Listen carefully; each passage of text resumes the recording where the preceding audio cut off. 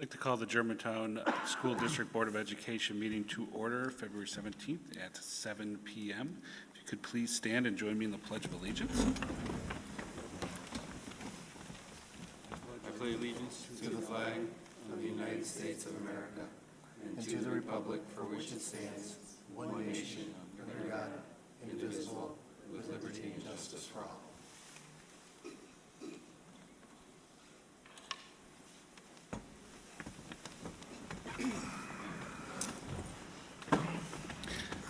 Takes care of item 1A, 1B, roll call. Do we want official meeting notification? I'm sorry. A is official meeting notification. Public notice of all meetings has been given by communication from the superintendent's office to the public, to those news media who have requested such notices, to the Milwaukee Journal Sentinel, Northwest Now, Express News, and West Bend Daily News. Public notice has also been posted in schools throughout the district and on the Germantown School District website. Thank you. Roll call. Ewert. Yes. Here. Brown. Here. Barney is here. Loth. Here. Medved. Here. Pollock. Here. Higginbotham. Here. Item 2, approval of agenda. Motion to approve the agenda. Second. Mr. Barney with the motion, Mr. Brown with the second. Any discussion? Hearing none, all in favor? Aye. Any opposed? Hearing none, the agenda passes. Item 3, reports. A, District Administrator update, Dr. Reuter. Thank you. I just have a few updates this evening. We were fortunate as a school district to be contacted by State Representatives Knodel and Melitic. On February 3rd, they came to my office and met with myself, Mr. Miziak, Mr. Ewert, and Mr. Barney. Some of the areas of conversation that we had with our representatives were related to legislation that we hope moves forward, related to state report card and the forward test and cut scores to go back to the previous levels of expectation for kids across the state at a higher rate than what has been happening this last year with Dr. Underlay's changes. Additionally, we also advocated for increased funding for special education reimbursement in the new biennial budget. We also discussed Act 20 and the work that our school district has done to be on the forefront when it comes to the science of reading and possible retro compensation for our work and our improvement efforts. And then we discussed the WIA and their need to be subject to open meetings law and public record as well. So it was a great conversation. It was over an hour in my office. We were able to make great connections. And I know that speaking with other CISA 1 superintendents in this same region, both representatives are meeting either this week or next week as well, all about the same topics and under the same guidance from school districts and local elected officials. So thank you, Mr. Ewert, Mr. Barney, and Mr. Miziak for being a part of that conversation. January 29th, I was able to speak with Dr. Jen Wimmer, the superintendent of the West Bend School District, to all Washington County elected officials. Mr. Ewert and Mr. Barney were also in attendance there, representing our school district, as well as a few of our village trustees, and Representative Knodel was there too. Dr. Wimmer and I spoke on the declining birth rate, not only in the United States, Wisconsin, but specifically to Washington County, and the impact that may have over the next 10 to 20 years when it comes to school funding, as well as economic workforce in this county. So Mr. Ewert, Mr. Barney were there. I think we did an okay job presenting data and information that we received at the state education conference that helped let all of our Washington County elected officials know kind of what to look for and understand in their local municipalities moving forward. And then my last update this evening, this afternoon at 3:30, all parents in the district received via Skyward a survey to help us inform around some strategic planning related to their child or children's experiences in the school district when it comes to their total academic programming, whether it's in the classroom, co-curricular, special education, 504, any aspect that relates to their child's programming. So we recommend that every parent take advantage of that opportunity to take that survey. That's going to inform us on our next steps when it comes to focus groups with parents and community. And then later this week into early next week, a community survey will be going out to all community members about the aspects of the school district that are strong and areas that we can improve as well. So that'll help us with future planning and a report I'll be providing the board in March. Fantastic. B, student representative report.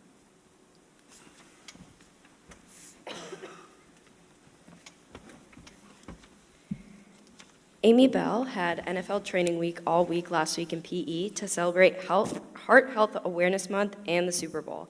During this week, we also held a food drive. Students were able to bring in food items and place food in the box of who they thought would win the Super Bowl. All donations will be donated to the local food pantry. Lastly, Amy Bell also held their first ever trivia night for families on February 4th. County Line Elementary is having a productive and engaging February.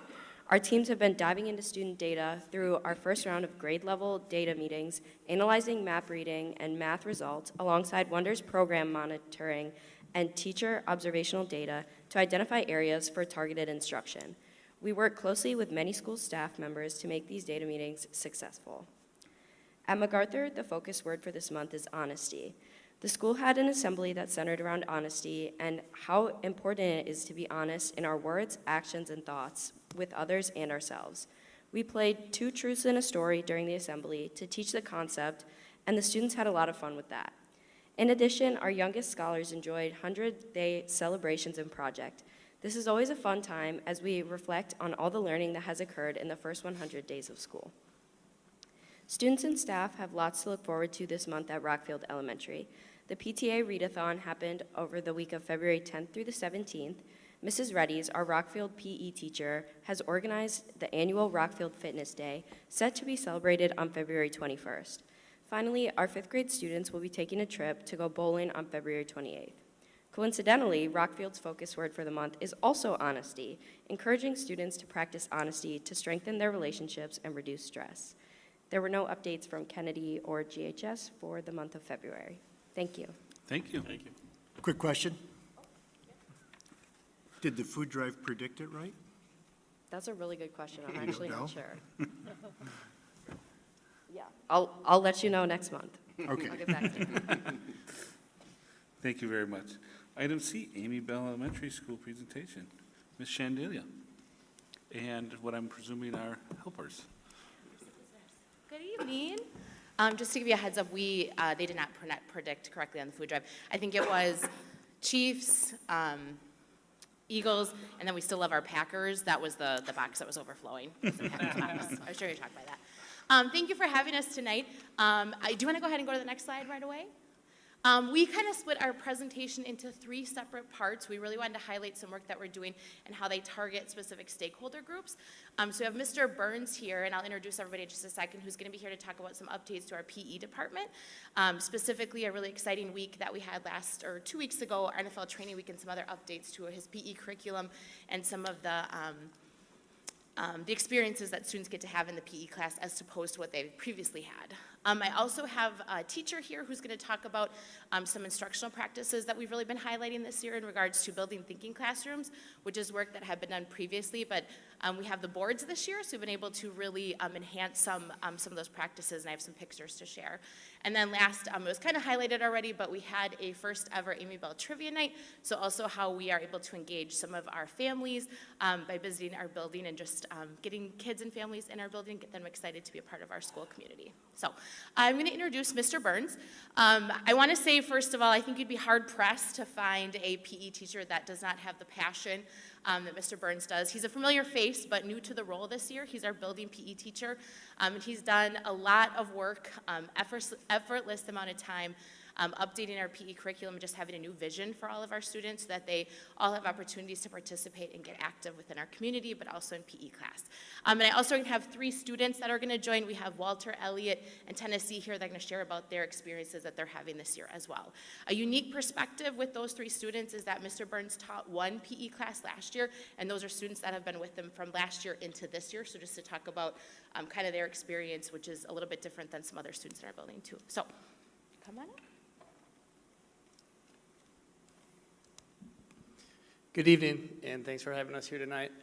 Like Mrs. Chandili has said, I was in a different role during my first 7 years in the district, and during that time, I spent a lot of time working with some of our students with special needs and helping to grow their gross motor skills. And during that time, I spent a lot of time trying to embed some technology into some of the lessons that I did to assist them with their growth. And I stumbled across a couple things. Number one, I found out how motivating and engaging it was for those students.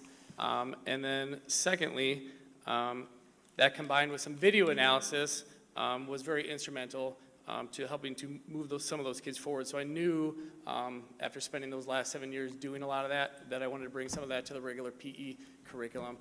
Because kids, as I'm sure you know, love technology, and if we can use that to better their experience in PE, we're certainly going to do that. And so thanks to the recent donation of our Amy Bell PTA, we now have a screen on wheels within the last week. So I'm starting to bring that out to try and use that as much as we can during the general PE classes. So we've also updated some equipment. So about 2 years ago at this time, we received a grant from Bowler's Ed. We were one of 6 schools in the United States to receive that grant, and that allowed us, along with some other site budgeting, to have 8 full lanes for students to have a very unique in-school bowling experience. So kids really enjoyed that, and that's something we did recently. We purchased some different weighted bowling balls to help differentiate for some of our needs for our different students. And then I also worked together with John O'Callahan, our art teacher. We had purchased some lighter weight foam bowling balls for some of our younger students, and he helped me to trace the proper hand position for the kids on the bowling ball to kind of speed up their learning when we started that unit, and I found that that was very, very successful for assisting those students. We did also have a whole lot of different cross-curricular experiences for students and trying to hit at some of those deeper levels of learning that we're working on. So one of which was some hand dribbling early in the year with some of their literacy and high frequency words where they're moving around the gym and spelling different words. And then we also had a whole bunch during bowling. One of which was we bowled for dollars. So you can see an example in that slideshow. They did have my face on them, so some of the younger students got those confused with real dollars, so I had to explain that they couldn't take them and use them for any shopping, but they thought that that was fun, and at the end of class, even our youngest learners at school got to add up and do some extracurricular practice with their math skills. We also utilized some technology. 2nd through 5th grade used some of the iPads to start learning the basics of scoring, and they thought it was fun to type their name in there and kind of learn how the scoring works. And then some of our oldest students, we started teaching how to score by hand. I, like many adults, did not grow up with the automated scoring machines that are so prevalent today. And so we spent some time teaching them how to use that and compute those scores. And then I worked and collaborated with our 5th grade teachers, and there were some extension opportunities that were provided for those students within the classroom to further enhance those skills. And then we took some of those skills and we had a culminated experience for our 5th grade, and we got to go bowling during the school day. The initial time that we had it was scheduled was the first day that we had off that was canceled due to weather, and I cannot tell you the amount of kids that had come up to me asking if we were going to reschedule that, and luckily we were able to make that happen, and that was a really great experience for those students and something that we hope that we're able to do in the future. We also created some multi-age partnerships with our 4th and 5th grade students coming to class a couple times this year with our kindergartens, and they voluntarily gave up their recess time to come in and assist those students. We used that during jump rope, and then also for this NFL training camp, which I'll touch on more in just a second. I found that to be a very good leadership and mentoring opportunity for those kids, as well as for helping build some more school community within the building. So that went over very well also. And I would like to take a second before we get to the next slide to thank the Amy Bell PTA, as well as the Germantown Community Scholarship Foundation for helping support some of the recent initiatives that I have done within the classroom. I couldn't certainly have done that without myself or by myself. And also thanks to Jake Davis from Germantown High School for borrowing us a few pieces of equipment when we ran the NFL training camp. You can go ahead and go to the next slide, please. So this is something I've had a vision for a while. So this was NFL training camp, as I know you've heard it a couple times tonight. But this we ran during the week leading up to the Super Bowl, and then in conjunction with February, which is Heart Health Awareness Month. This was a building-wide experience for all of our kindergarten through 5th grade students. And students and staff had fun during that week, dressing up in different jerseys and sports attire and different Amy Bell spirit wear or Amy Bell colors. And then within that, I provided multiple different gross motor and heart health awareness activities, and then some of them you can certainly see in some of the pictures. Some of the favorites were the tackling dummies that we borrowed from Mr. Davis, also the Lambeau Leap, so that of course was a favorite, and then we also had a field goal kick as well, so those were definitely some of the highlights that some of the kids would say. We also took the opportunity, since it was Heart Health Awareness Month, to teach how to take and find pulse and heart rate, and then incorporated that within the lessons as well. And I had many, many kids during that week tell me that that was the most fun that they've ever had coming to PE class, and they asked when we were going to do it again. I said, hopefully next year that's something that can become an annual event. So those are some of the things that we've had going on. And not only do we have some great things going on in the school, but we also have some amazing students with me. So first up, we have Elliot, and she's going to talk a little bit about some of her experiences within our PE class.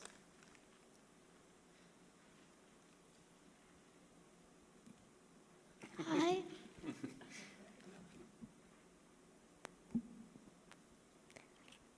Hi, my name is Elliot Wooding. I'm 10 years old and I'm a 4th grader at Amy Bell Elementary School. I like the jump rope unit because it improved my jumping skills and I learned fun tricks. I also learned how to find your heart rate. You count how many beats you feel in 6 seconds and then you add a 0. I'm looking forward to learning more about soccer and volleyball in this upcoming unit because I enjoy playing these sports. Cup stacking was something new and fun we did, and I'm looking forward to doing more stuff like this in gym. Thank you for your time.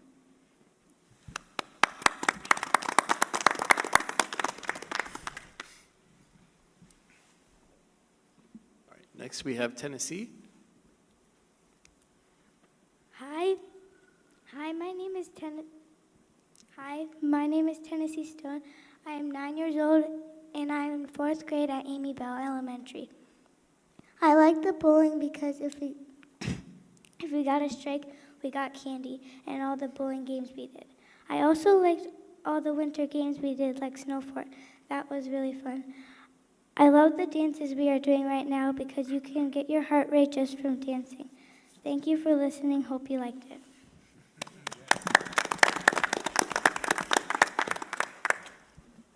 All right, and next is Walter.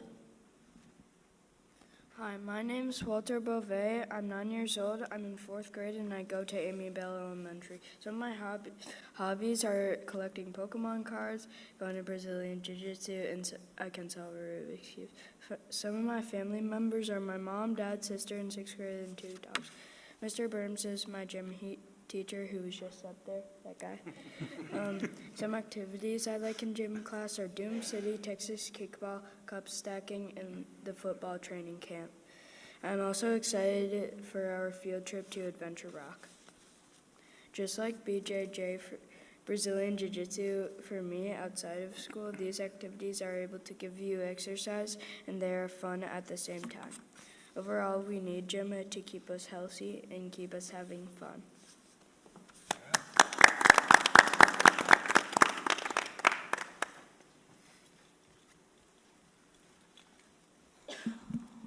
I mean, you can't beat that, right? All right, next up, we are going to talk about, it's not a new instructional practice. If you've ever been in the science community, this is something that's been going on for a long time. But it was newer to our building in previous years. And when I came this year, teachers were really interested in getting some whiteboards within their classrooms. So as you can see from the picture, we have those in our classrooms this year in a large amount of our classrooms. And the idea of building thinking classrooms is really getting that work to be visible. So instead of students working at their desks in isolation, it's really an opportunity for them to work collaboratively around the classroom on whiteboards so that other students can see what they're doing and also use their resources to look around to gather what strategies other kids are using and kind of help themselves kind of solve problems. We really dedicated our time with this in math, but as we've gathered the boards and as we've utilized them, there's been opportunities to use them cross-curricularly also. So you can kind of see, like example that we have right there is some of our fourth grade students utilizing them to complete a math problem. Mrs. Tara Lewis, one of our fourth grade teachers, is here to talk about her experience, but if you turn to the next slide also, next slide. You're also getting an opportunity to see some of our first grade students that are using it for literacy. They're practicing writing their sentences, practicing high frequency words, practicing using correct sentence structure with capital letters and periods. So we're really finding ways that we can utilize this structure across different curriculums, but then also just to kind of enhance their collaborative processing within the classroom and with each other. So Mrs. Lewis is up next.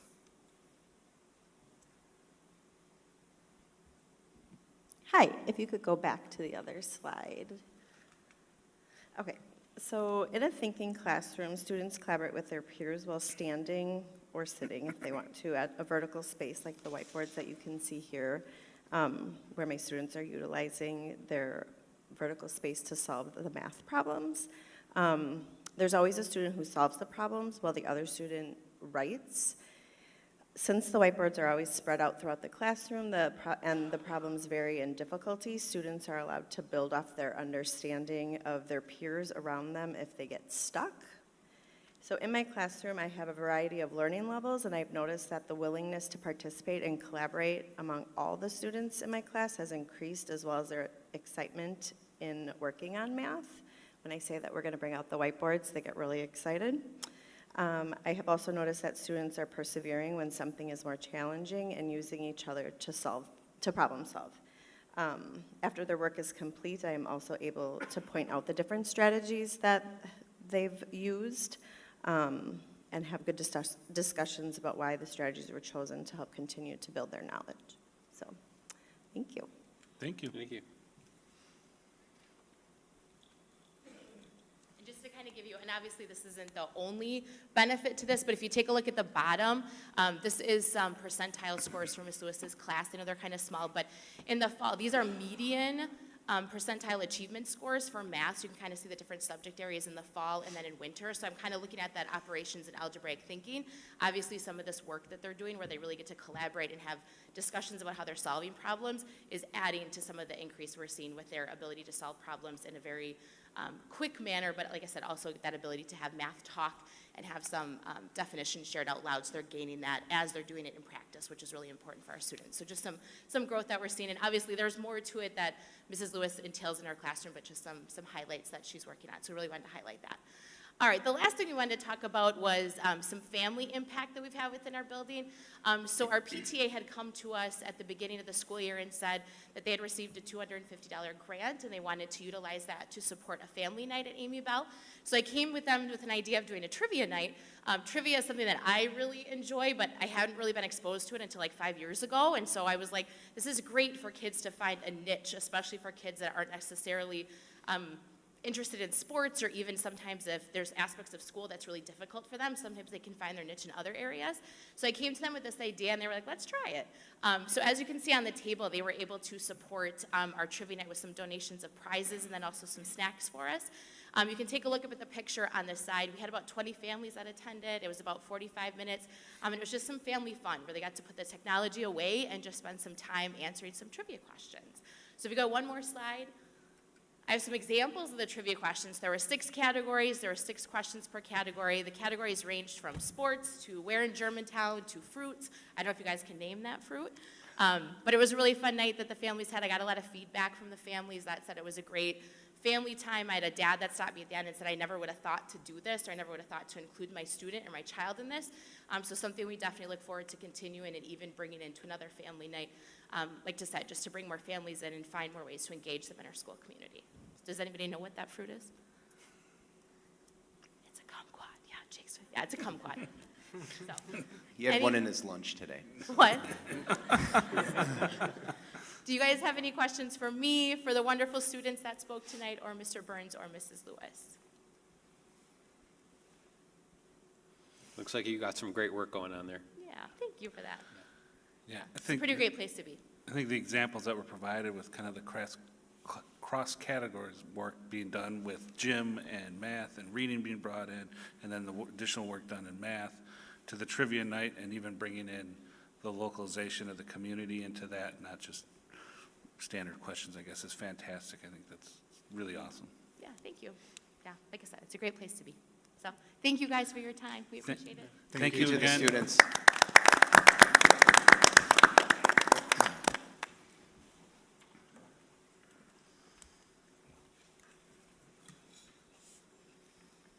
Um, 3D, food and nutrition report. Ms. Seafield, sorry. Good evening. Where am I on? I just wanted to introduce Jill Seafeld. She is the supervisor of food and nutrition. Jill has been with our district since July, and she's been doing some amazing things in her department.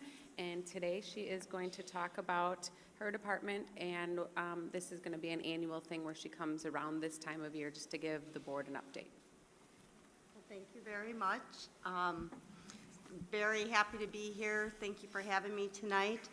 When I started this summer, my goal was just to kind of come into the department, take a look at how the operations are being run, get to know the staff, work in each of the kitchens, and it's been going very smooth. I'm extremely happy with how things are working out.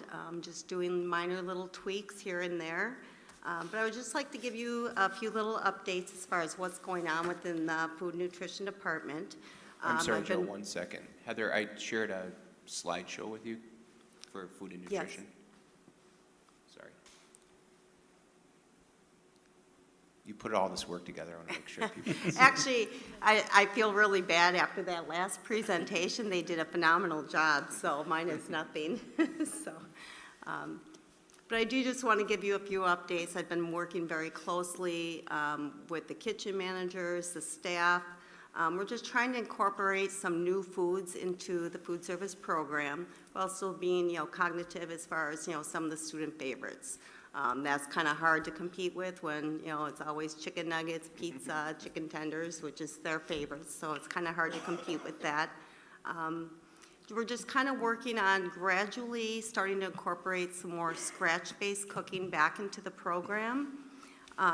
We've been doing it little by little, doing some casseroles, introducing new things to the students. The staff have been very receptive to some of the scratch-based cooking. We're doing tater tot casseroles, Italian pasta bakes. We made homemade stromboli, which was very well received by the students. We're also trying to introduce some new fruits and vegetables on our garden bar. Trying to get creative, Mexican street corn, 7-layer salads, some things that they have not had in the past. Trying to introduce them to some different vegetables, jicama, different things like that. Roasted butternut squash we've done. Maple, bacon, roasted Brussels sprouts, which were fantastic. But trying to encourage the students, to try them and expose them to some different foods that they might not be exposed to at home.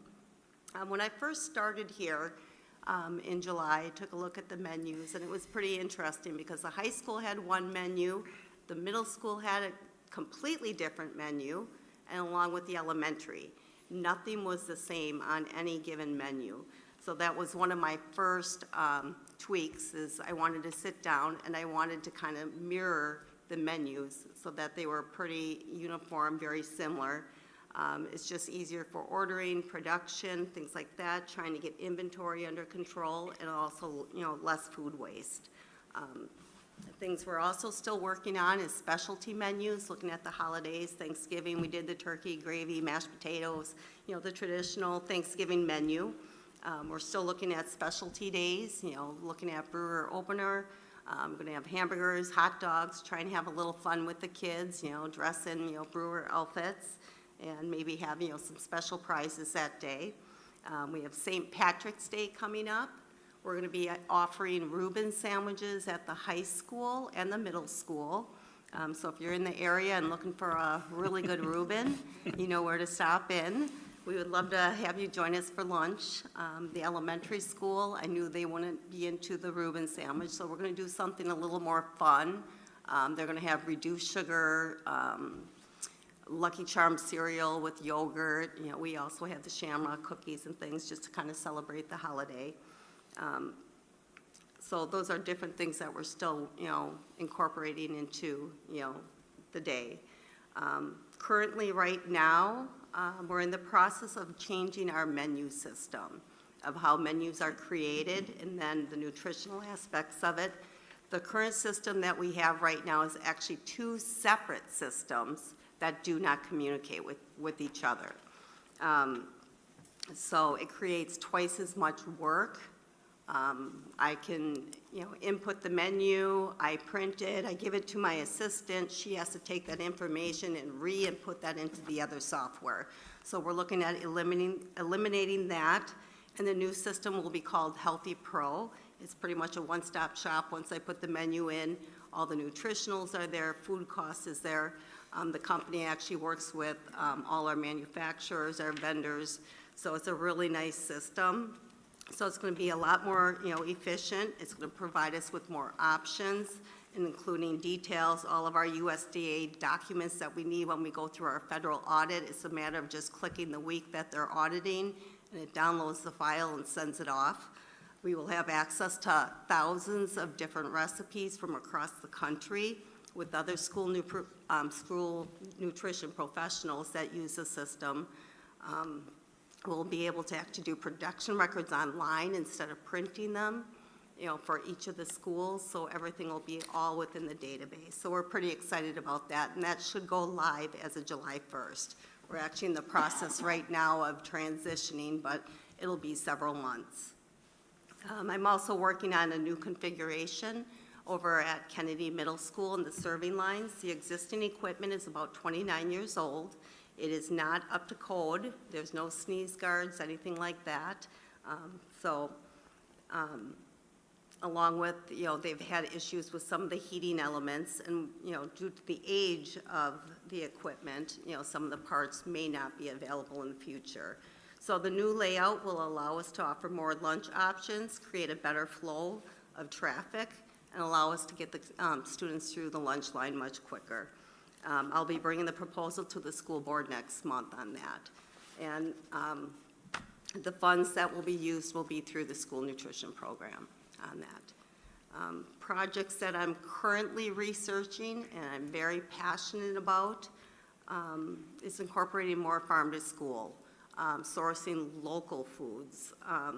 This fall, we did use a local orchard over near Amy Bell, and we serve some, you know, local apples, you know, to the students, but I would like to be able to expand into different areas on that.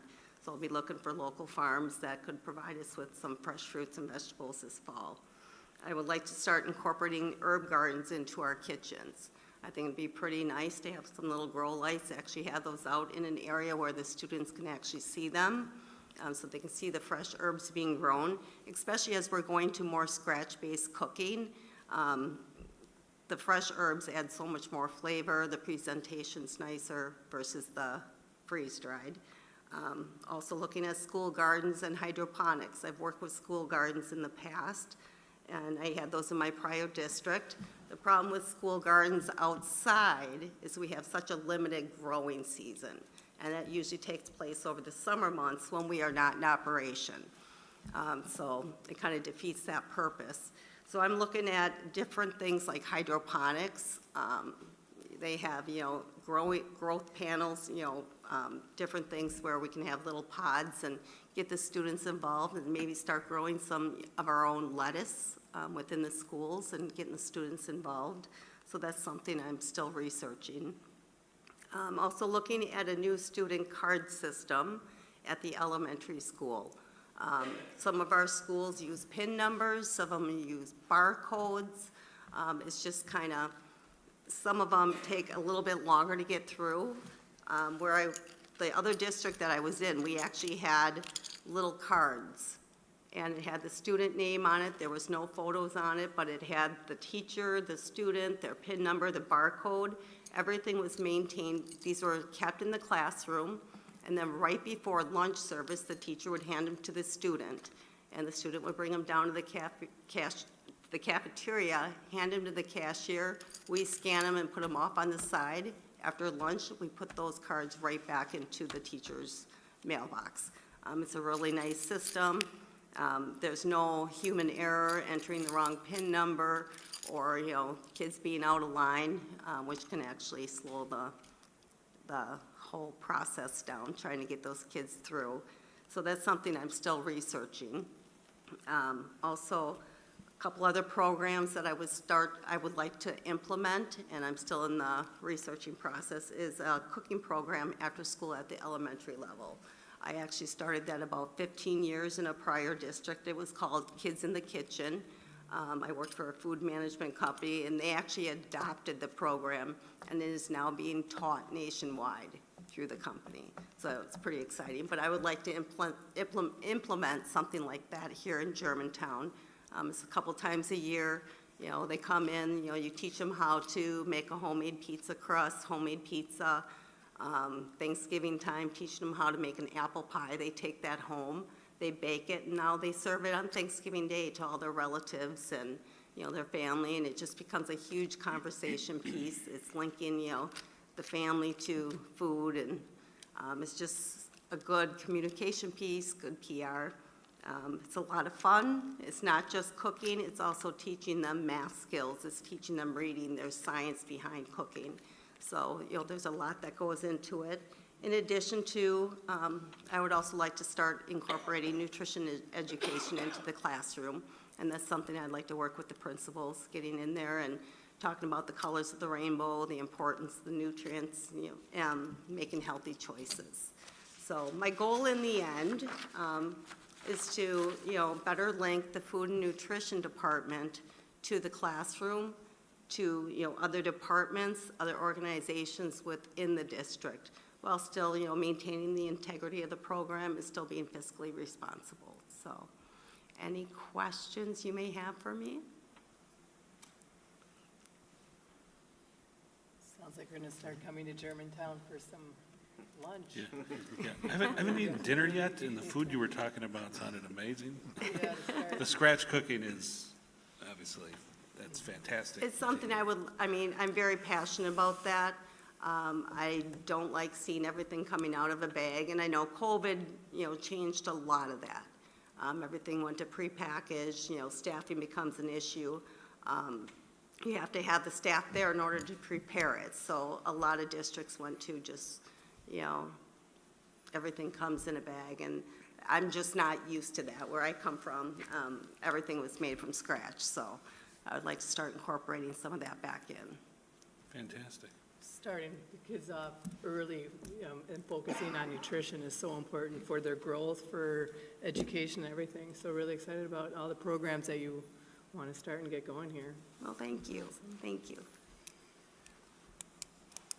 Hey, Jill, great presentation. I hope you'll come back and once a year at least, and tell us more, tell us how it's going. Sounds like you have a lot of good ideas. You did remind me of something, though, kind of funny. There's not too many here that remember this. Maybe Brian might, maybe Tom might, but otherwise no one in the PAC will remember this. In past board meetings, I've been the finance chair for a few years now, and the meeting, order of the meeting was a little bit different. So usually when the students came and spoke to the board, the first thing after the student speaking was the finance committee. So you mentioning that, oh, how am I going to compete with that, is what I was always faced with. So I would say, if you think that was interesting, we're now going to go into finance. And hardly anybody ever laughed. They didn't understand that was actually humor. So, yeah, you just reminded me. I hadn't thought about it in a long time. I have not had to have the finance committee report you know, after the students in many years now, and I kind of appreciate that. I think we should keep the order, you know, just the way it is. Thank you. Remember that, Tom? Or Yeah, I do. Brian? It may be too early, but I wonder if you're anticipating any changes with the new administration in Washington DC.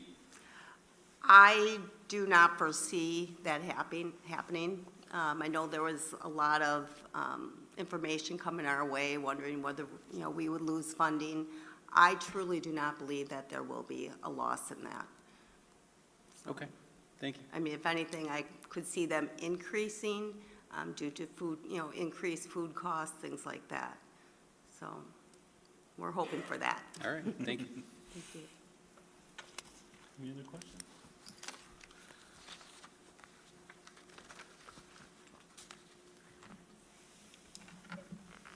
Well, thank you for coming, and it sounds like we'll see you next month with the. Oh, sure, I'll bring food too.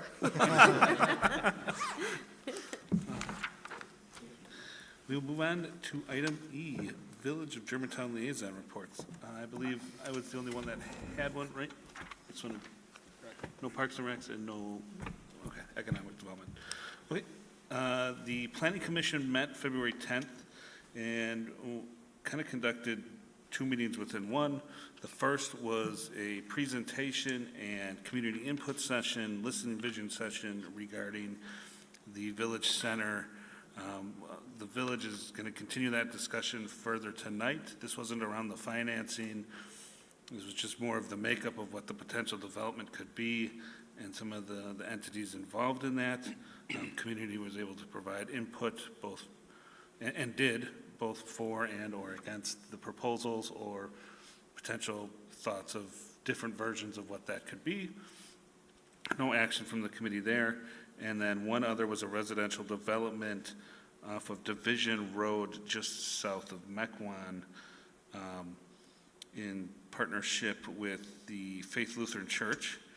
They were proposing a 42-unit multifamily residential development that would be rental-based, between $2,000 and $3,000, side-by-side attached 2 and or 3-unit condos, condo style. They were predicting about 15 kids per. That development, if it was to go forward, and this was just for discussion for that, would affect the County Line Elementary School, and obviously the Village Center would affect MacArthur. We were able to kind of provide some information in regards to rental effects on the school district and budgeting to the village as we continue those conversations. Obviously, they'll continue to hear more proposals about increased development. It seems, as those continue to come forward, it seems that that's kind of becoming the natural path there for the Planning Commission to take on, and in this case for the Faith Lutheran Church was just a discussion around what this possible development could look like and if they would want to proceed forward or get some village input back. So we will see how that goes, and we'll obviously be paying attention to the village board meeting that's running concurrent with our meeting this evening as they discuss more of the financing side of the Village Center. Dr. Reuter and myself were invited to a meeting with the village, was it probably about a month ago? Yeah, 3 weeks ago, I believe. Along this same line, and I think this is going to be some of the stuff they're discussing this evening. They're not locked into a TID, but there's been mention of a TID being in place for that. Some of the drawings that we saw at this particular planning commission, the TID would outline kind of that area on the southeast corner of Pilgrim and County Line, where the main development will go in, but then it would also draw in the businesses through the bank and Walgreens on the northwest corner, as well as the businesses on the northeast corner, and then just east of where this development is. It looks like that could be the potential boundaries for the UTID to be developed for this. That's going to be a multi-purpose or use site with commercial, some outdoor spaces, and high-density rental apartments, cascading down into some smaller, potentially side-by-side or single-family homes to match the neighborhood that it would then blend into.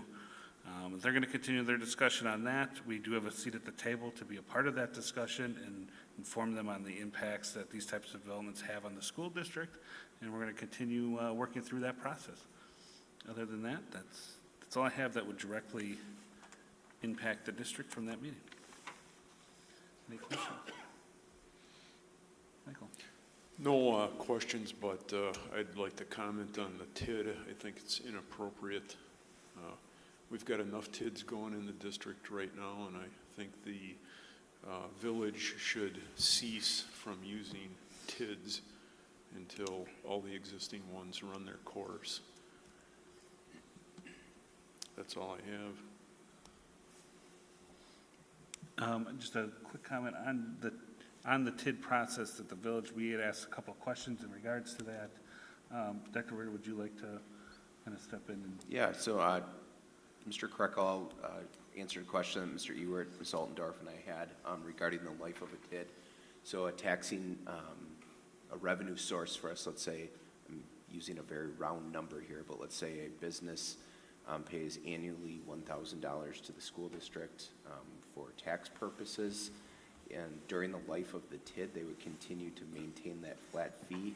And then at the conclusion of the TID, we would recoup the revenue as taxes, that taxing entity went up over time. So we do still receive revenue from entities within inside of a TID that do pay property tax, but it's flat during that time frame of the TID, so 30 years, 20 years. But we then, that's why we recoup down the road when those TIDs close a dollar amount, because obviously taxes don't stay flat forever, as we all know. The village has indicated their preference to be involved in that development to kind of guide what is developed there versus kind of whatever the lots that are available. Any developer can come in and propose something and build something, and they want to present more of a village to the district, or to the village, I should say. So I find it an interesting conversation.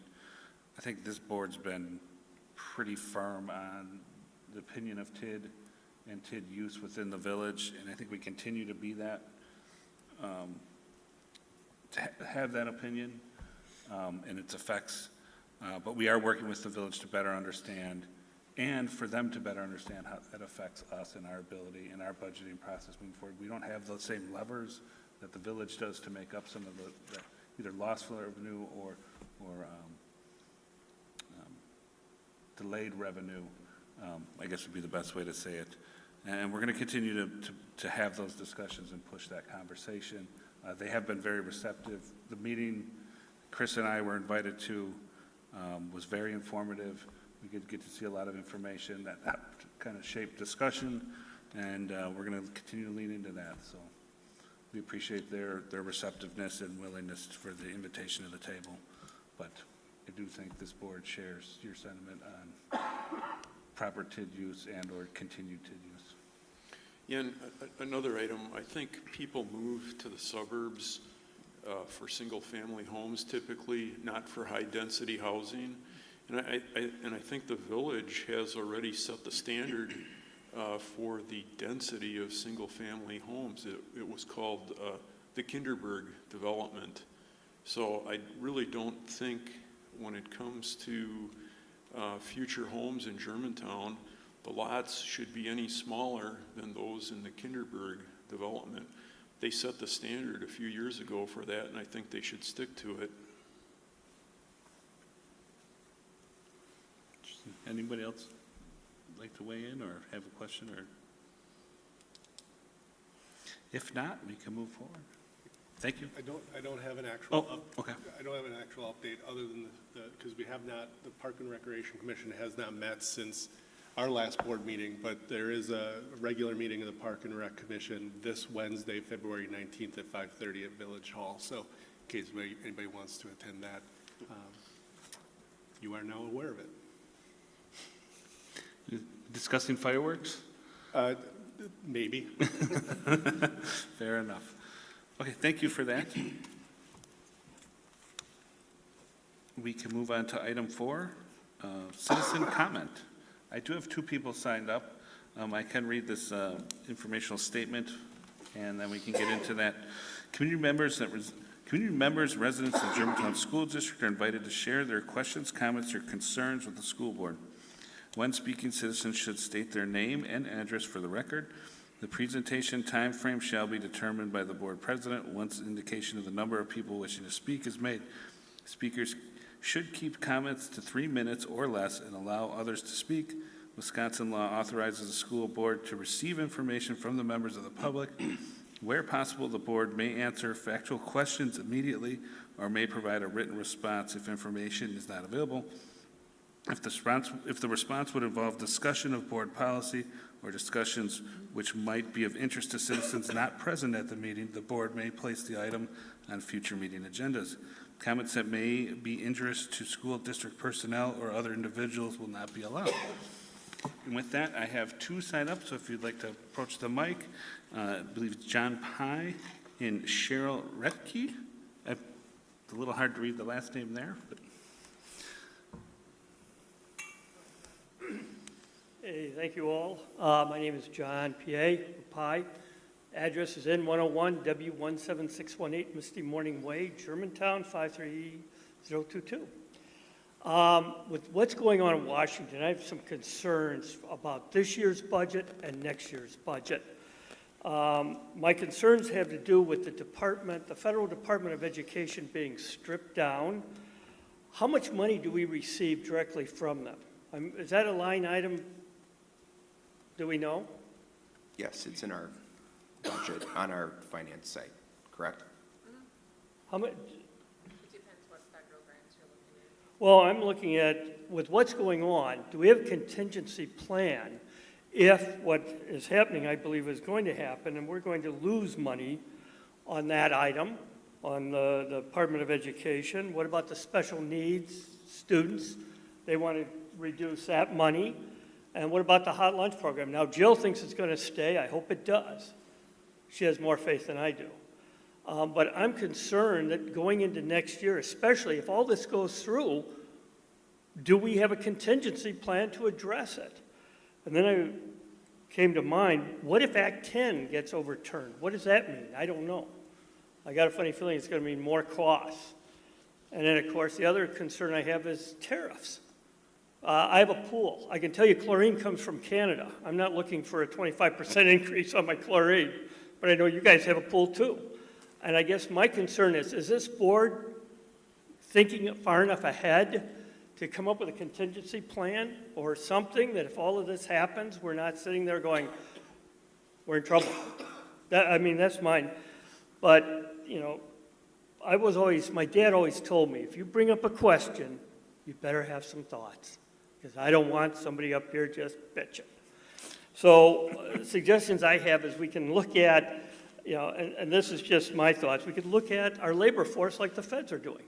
Can we outsource stuff like they're doing? Can we outsource HR, finance? Other companies are doing it. I hear on the radio there's companies that will come in and do your finance, will do your HR for you. Would that save us? Could we reduce the number of school board members? I don't know. I'm just trying to think of going forward, we may be in a situation that nobody wants to be in. And I'm asking you, do you have or have you ever discussed any contingency plans? I know it's early because this just happened, 3 weeks ago, 4 weeks ago, whatever it is. But my concern is that I don't want to be caught as a taxpayer going, holy man, we got to have a referendum or we're going to shut down. Not that you would ever do that, but you could run out of money. Am I right? Obviously, if mismanaged, we could run out of money, yes. Well, but if you lose the funding that is out there, you receive a lot of funding, not just the revenue from my residency, but Correct. other funding. My concern is that funding dries up, which is a lot of it is already happening. What is your contingency plan? Have you even discussed one? So, and not to get in a back and forth on it, and I think we both have very similar concerns. That's all I wanted to bring up. I would say this board and this administration are probably in the best position possible, or that they have been health-wise in regards to strategic planning in the vision in building this for the future and maintaining this for the future. And it starts with our budgetary audit, which we just had. And we can go back and forth into that. That information's out there. But we continue to look forward and plan for all of these things. I can tell you, Chris and I meet weekly, and these are items of discussion at those meetings, just to ensure that the board has touch with the administration and what that planning process is. Now, the board governs the overall architecture of that, but Chris in his office, and Brittany, and Jake, and all of our administrators are a team that ensure the health of the district in that fashion and continue, right, to reinvest or invest strategically in different items in preparation for potential scenarios that play out.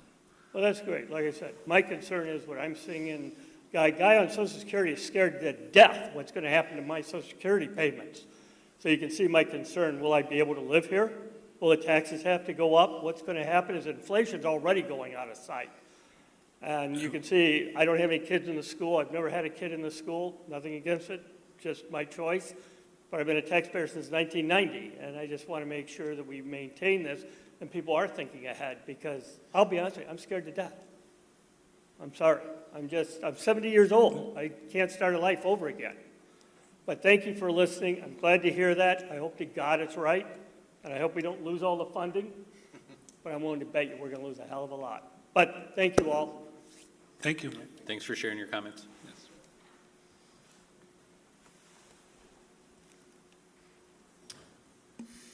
Hi, I'm Cheryl Retlick, Whitetail Run in Germantown.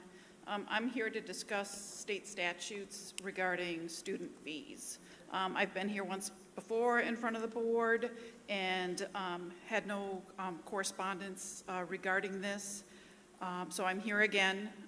Basically, state statute determines what kind of fees can be assessed on students.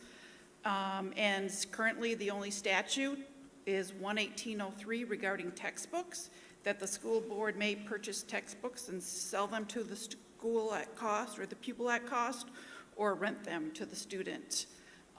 This was an issue back in 1974 with the Board of Education versus Sinclair, and the Wisconsin Supreme Court said, yeah, we haven't looked at this in a while. There looks like there may be some stuff that we can do, or that you can do, that the state legislature can do, but they need to act. They need to create new statutes that allow for more authority, basically. So the legislature needs to give the school board the authority to do more with student fees and assessing those fees. So you can't do anything if it's not authorized by state statute.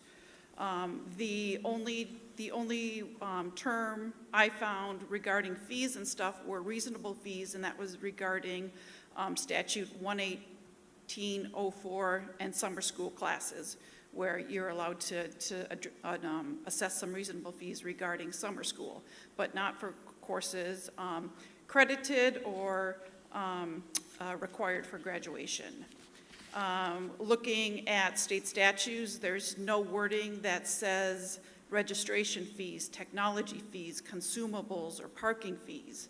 And when school board policies conflict with the applicable law, that the legal authority prevails, which in this case is the state of Wisconsin, not the Germantown School Board policy. So I hereby put you on notice that the fees, the student fees, violate the state statutes, and you can be held liable in your personal capacity for breaking your oath of office. I demand all these fees in violation of state statute be removed immediately, and school board policy be updated to clearly comply with state statute. And all state authorized fees include links to receipts for purchases made on the student's behalf to ensure that fees are applied lawfully. You're going to be looking at technology fees tonight for Chromebooks. A Chromebook is considered an apparatus, and that's provided by the district without fee. This year's graduating class is the first year that's had 4 years of technology fees of $170 total in the 4 years. Last year's graduating class had 0. So there's, when they were freshmen, they were the first class assigned a technology fee, while the sophomores, juniors, and seniors never in their education at Germantown High School had any technology fee. So that seems that is not fair or applied appropriately. Plus, it's an apparatus, so it shouldn't have been applied at all, and it is currently not authorized by state statute. There's a registration fee. Any fees need to be put at cost and shown to the public.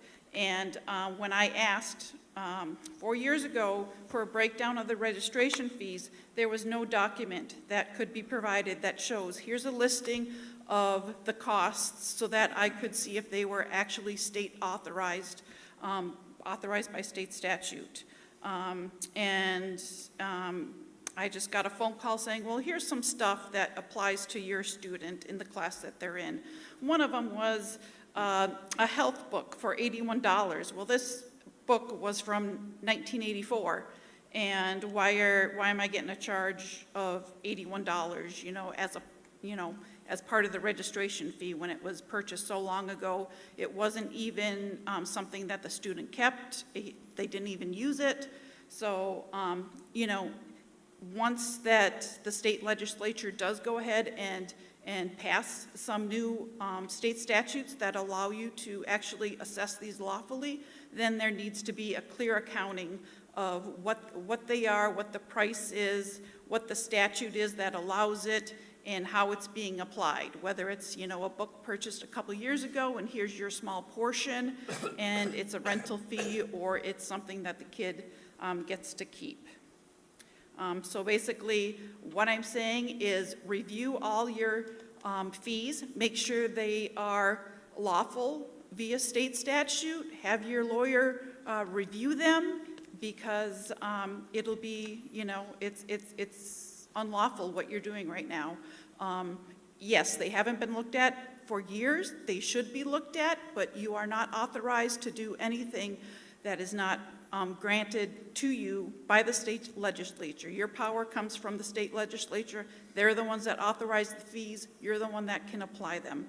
So I ask you to strongly encourage that you look into those and make sure that they're actually lawful and legal. Thank you. Thank you.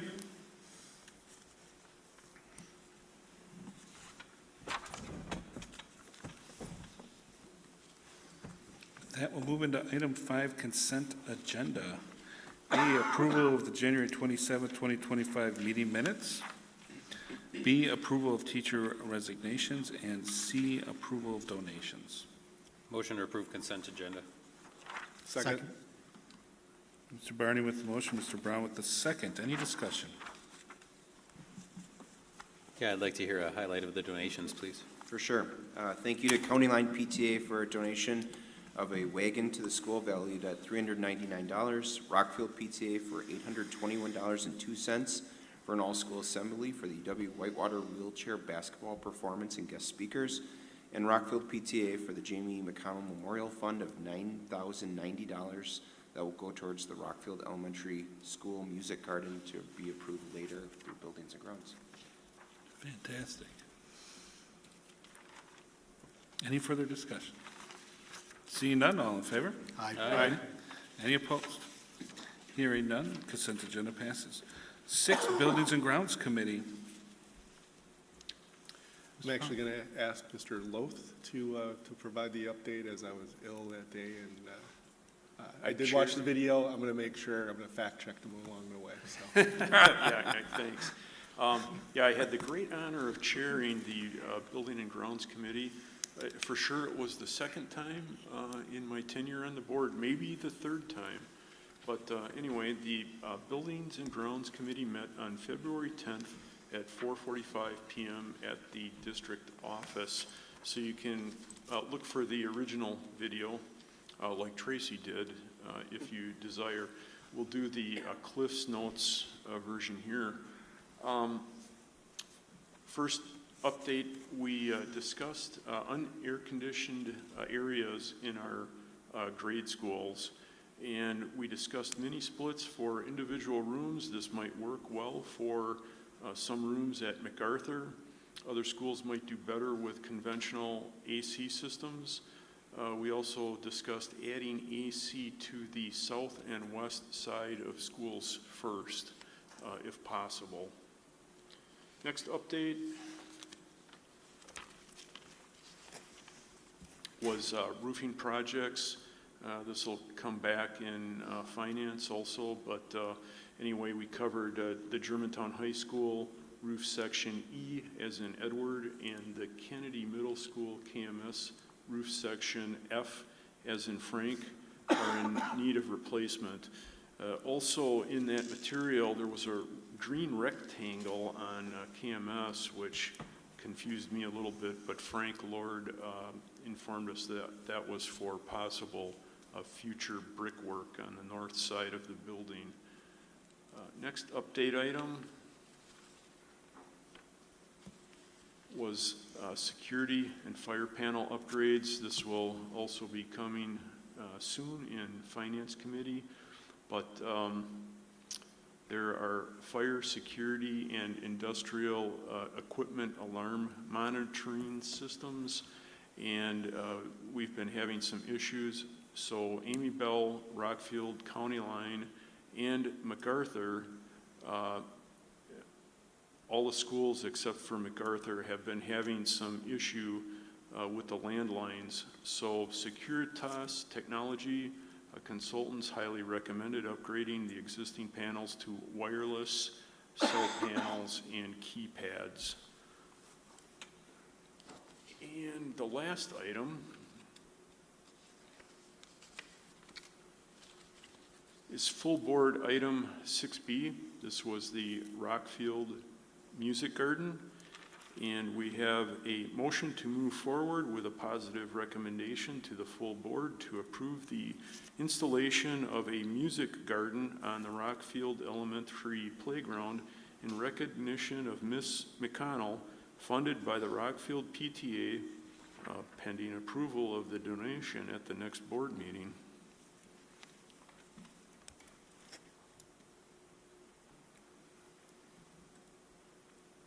That's coming forward with a positive recommendation? Positive recommendation, yes. Does not require a second. Any discussion? I think one thing that I mentioned, I appreciated that it was slated for the south end of the playground. There's been a little bit of discussion. Maybe there might be some future changes for parents or bus drop-off of students, and that might eat into the existing playground on the north end, which is the south end of the parking lot. So by putting this towards the south end of the playground, it'll be out of the way and would not have to be moved in the future should traffic patterns change at that school. Yeah, I agree with that. It's a great place for it. The project itself is an amazing project. We've seen presentation on it at the full board and then at that committee level. It's a great way to honor one of our long-term staff, so fantastic. Any other discussion? Seeing none, all in favor? Aye. Any opposed? Hearing none, that passes. And the meeting adjourned at 5:24 p.m. Thank you. Mr. Pollack, that checks out for you? Yes, it does. Just barely. Item 7, teaching and learning. Ms. Higginbotham. Okay, on February 10th, 2025, the Teaching and Learning Committee met and was led in a discussion of the winter growth data by Jake Miziak. The data is collected from the NWEA MAP assessment, which is given in fall, winter, and spring. The assessment to our K through 8th grade students. This assessment is computer adaptive to each individual student and is therefore considered a reliable indicator of both the achievement and growth of each K through 8th grade student in key academic areas of math and reading. The data presented this time does not represent the kindergarten students as they don't participate in the spring testing, just getting used to the school and the environment. This data is then presented in a quadrant chart where students are represented by their achievement and projected growth. The charts highlight literacy and math for both grades 1 through 5 in Kennedy Middle School and compare current to prior year. The results indicated that our students have experienced significant improvement in both achievement and growth. In grades 1 through 5, 53% met growth targets in literacy and 66 met growth targets in math. At KMS, we had 53% in literacy and then 68% in math. So there is room for growth, but we are, taking the steps to ensure that our students continue to develop. The Germantown School District has taken intentional steps in its attempts to improve student outcomes. Through the work done by teachers, the administration, and the school board, the district has made vertical and cross-district alignment a priority. The district approved 2 viable curriculums in Bridges and Wonders. A thank you goes out to the teachers for the hard work in administering a new curriculum, and because of that, the district did not seem to experience an implementation dip that can sometimes be observed. Also, the district has made a commitment to supporting our staff in the implementation of the curriculums through help from CESA 6, targeted coaching, professional development days, and the dedication of our teaching staff. We're experiencing positive movement in the growth of our students. Through these processes, the teachers are continually working to become increasingly familiar with the resources and building effective strategies to utilize each curriculum to its full capacity. Finally, I would also like to thank our students and encourage them to keep up the great work. So there was a at-length discussion, so I encourage you to watch the video. And you can, Jake did a great job in explaining how to read and use those charts. The committee also passed on to the Finance Committee with a positive recommendation to approve the purchase of Snap-on precision measuring instrument kits. This would allow the district to add an industry-recognized certification from Snap-on Tools. With the help of Jacob Larrabee and Scott Munsmeyer, who are willing to become certified to teach the course, students would enhance employment and readiness in fields such as auto and collision repair and nuclear technology, to name a few. So thank you to those, and we will hear about that again in the finance.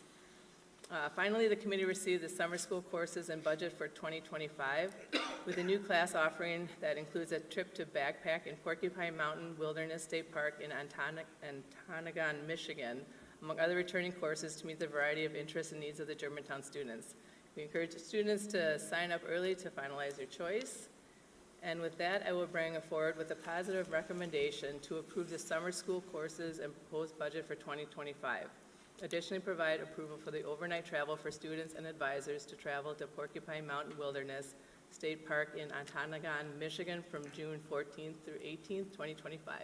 Extra seat on the bus, this girl. That comes forward with a positive recommendation, does not require a second. Any discussion? Just for clarification, the Michigan trip used to be a club trip, and it's being rolled in and now is accessible to all students? That's, yes. Jake's nodding his head, yes, sorry. I just wanted to make sure, and that was just to ensure we provided that opportunity to all. Access for all. All kids. Perfect. It's an amazing part of what I like to call the true northern Wisconsin, but currently is Michigan, and I don't think there's any Google map changes coming in regards to that. Take advantage of it. It's an amazing trip and an amazing place to be. So if we can expand that, I appreciate that greatly. Any further discussion? Hearing none, all in favor? Aye. Any opposed? Hearing none, that passes. That is it. Finance, item 8. Mr. Loth. Yes, big night in finance tonight. We met earlier this evening at 5 p.m. here at the PAC.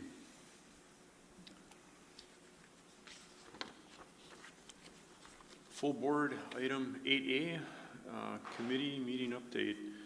First thing we did was went through vouchers. Brittany answered a few questions for us, and I'll mention it occasionally. These are not stump Brittany questions. It's just that when you look over the vouchers, sometimes the descriptions are not quite as good as they could be. There's not that much space for text. So we sometimes have questions for what these expenses actually were. And the way I like to put it is, it's just questions that any taxpayer who has the capability of looking at the vouchers on our website, questions that any taxpayer might ask if they were looking over the vouchers. So Brittany always does a great job of answering the questions and clarifying what the short text descriptions say in those vouchers. Next item was Brittany's variance report, and one thing that really caught my eye is that we had $4 million more in revenues at this time this year than we did last year. And of course, the question that a taxpayer might ask is, did we raise taxes? And the answer is no, we didn't. It's just that people paid their taxes before January 15th, and so we received the money sooner rather than later. So anyone that pays their taxes after January 15th, the school district does not receive those funds until about August 15th of the following year. So that's interesting information. I didn't even see the January 15th date coming on this $4 million issue. But what it means is that people paid their taxes a little bit earlier this year than they did last year. I personally always pay my taxes in December just in case there's a chance of getting a deduction for those taxes, which never seems to come to fruition, but I try. Okay, full board item 8B, 2025-2026 facility use fee schedule. This is an annual review of the facility use fee schedule. The 2025-2026 changes will become effective on July 1st, 2025. Recommended changes to the schedule include adjusting cafetoriums with kitchen amenities. So we bring forward to the full Board of Education with a positive recommendation to approve the 2025-2026 facility use fee schedule, except changing Group 5 elementary cafetoriums to $52 and Group 5 cafeterias/cafetoriums with kitchen amenities to $62. That comes forward with a positive recommendation, doesn't require a second. Any discussion? Seeing none, all in favor? Aye. Any opposed? Hearing none, that passes. Okay, full board item 8C, 2025-2026 student fee schedule. The only increase was for the technology fee from $45 to $50. We bring forward to the Board of Education with a positive recommendation to approve the 2025-2026 student fee schedule. Comes forward with a positive recommendation, does not require a second. Any discussion? I think for myself, I will send an email to ask about student fees based on citizen commentary. So in an upcoming board meeting, I think we need to cover this. You know, we really can't do it this evening because it's on the, it's not on the agenda. However, I think from when I was in high school, paying for or renting your books becomes very expensive. You know, it's another item that we don't charge our students for. So I think one has to be careful, you know, about these things. Anyway, that's all I have. I would look forward to some discussion just in regards to what we heard from a citizen tonight on what's potential facts involved in that and or actual process that's taking place. Ms. Altendorf and I can provide the board with. Yeah, DPI, I don't, DPI now is clearly not. outlines multiple statutes and what's permissible. Now is not the time, but maybe we could provide that education to the board, whether it's through Mr. Lowe's committee or the full board. For sure. We'll let you guys. Brittany, any comments or no? I will just follow that we can bring it back. I had some comments, but I'll be happy to bring it back. Right. We'll bring it back in the future. You know, just because I wouldn't say I'm an expert on state law, and we are an extension of state government. We also have local control, so we'll have to cover this at a future meeting. Sure. Thank you. Yep. No further, any further discussion, I should say. Seeing none, all in favor? Aye. Any opposed? Hearing none, that passes. Okay, next item was full board item 8D, 2025 mileage and meal reimbursement rates. The mileage rate increased from 67 cents per mile to 70 cents per mile. We bring forward to the Board of Education with a positive recommendation to approve the 2025 mileage and meal reimbursement rates of mileage, 70 cents per mile, breakfast, $12.50, lunch, $12.50, and dinner, $20. Comes forward with a positive recommendation. Does not require a second. Any discussion? I was a member of the audience when you were discussing that, and I think Mr. Barney brought up a price point issue. I know the federal government has a website, an agency, of course they do, that provides information around per diem and or reimbursement, and it's usually based in travel destinations. So if you would travel to New York for a conference, that per diem is different, vastly different than if you would travel to Wichita, Kansas.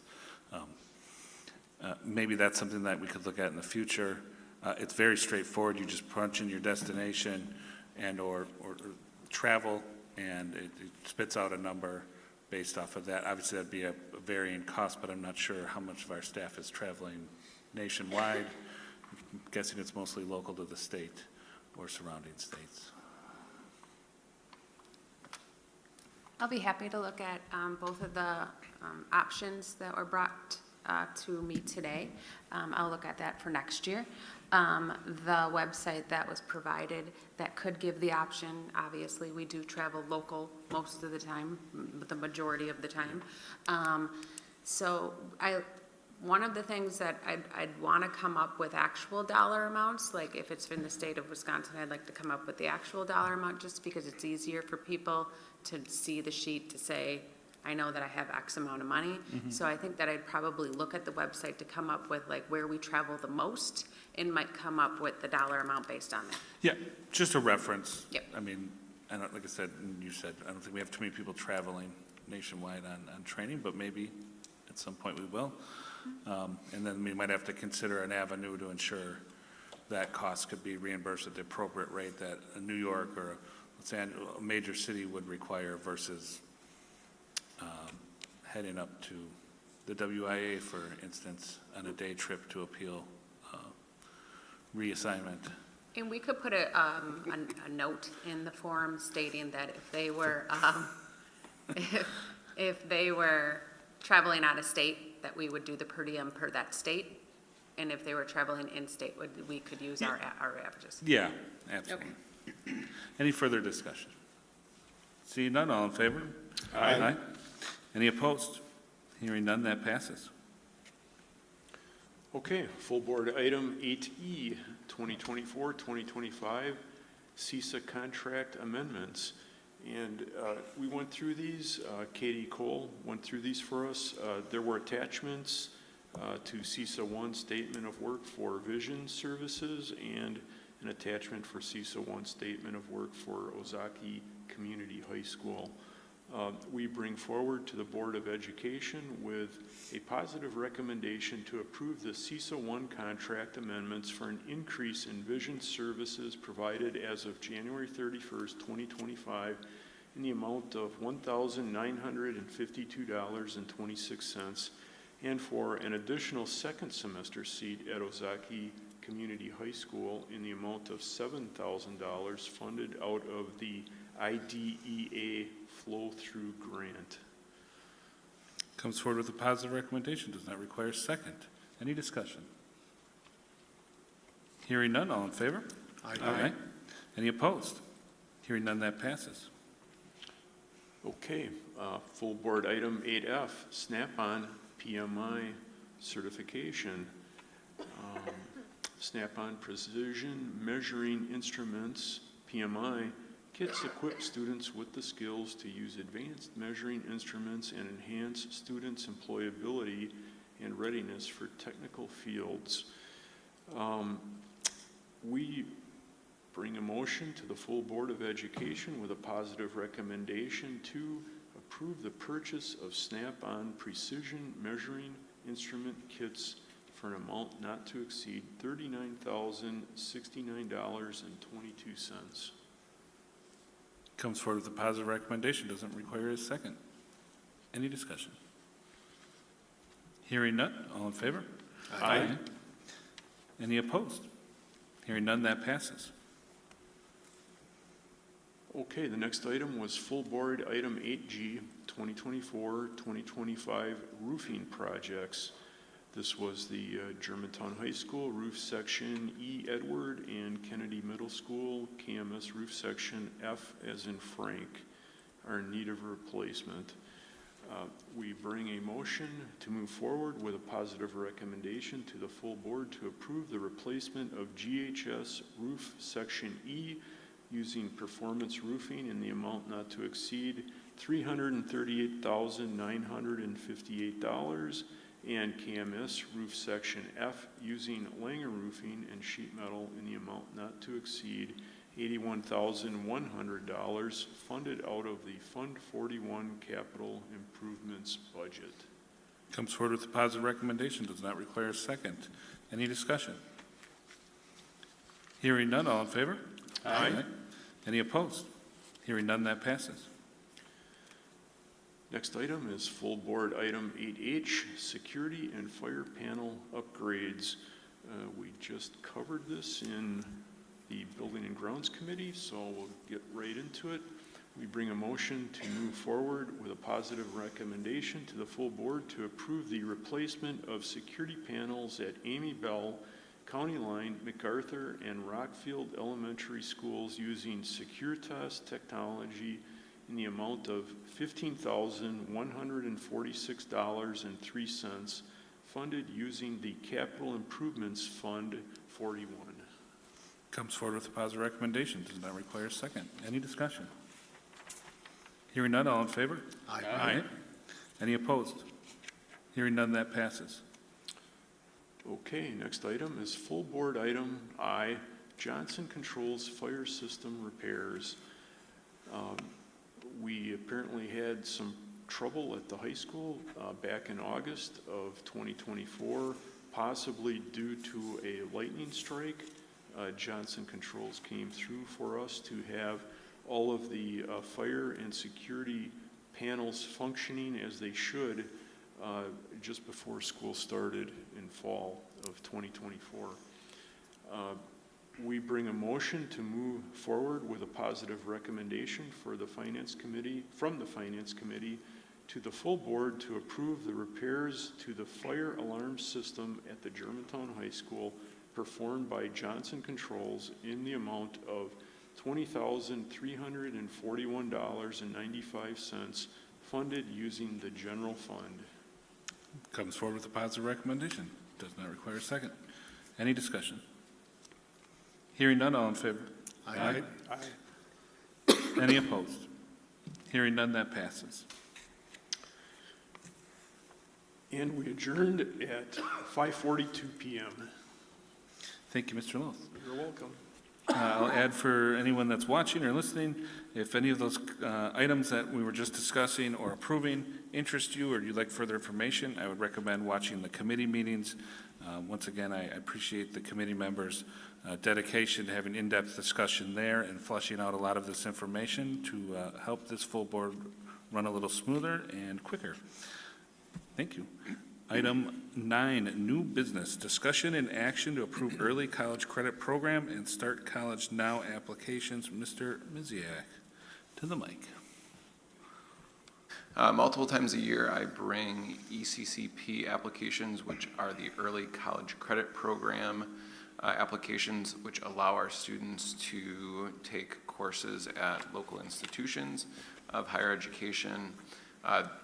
This is an odd time of year because students can be applying for both the fall semester or summer, so they'll come in 2 batches. So for the next board meeting, I will bring a second round. One of the other things that bringing them earlier allows us to do prior to the deadline date is for students who are interested in programs like CNA, the Certified Nursing Assistant Program. It allows us to start that application process for them with the university and make sure that seats are available for them. So it is coming to a little bit earlier this year, but the process will benefit our students. So for ECCP, we had 2 students who submitted paperwork to attend or to apply for college credit. They're looking for multiple areas, but they're only interested in taking one class. So security, informational security 1, data analysis and visualization, or information professional. And then the other student was applying for Chinese 101. All paperwork was submitted prior to the February or March deadline, depending on if they were applying for the summer or the fall semester. And then again, for Start College Now, which allows our high school students the opportunity to take college courses at our Wisconsin Technical College, we had 12 students who have currently submitted the paperwork. If there are still students who are interested, they have up until March 1st to submit that. As of right now, we've had 12 students submit, and they are all interested in taking the CNA program. And again, all paperwork was submitted prior to the deadline. Any questions? If not, I'll hear a motion. I'd like to make a motion to approve the Early College Credit Program and the Start College Now requests as presented. Second. Mr. Pollock with the motion, Mr. Barney with the second. Any discussion?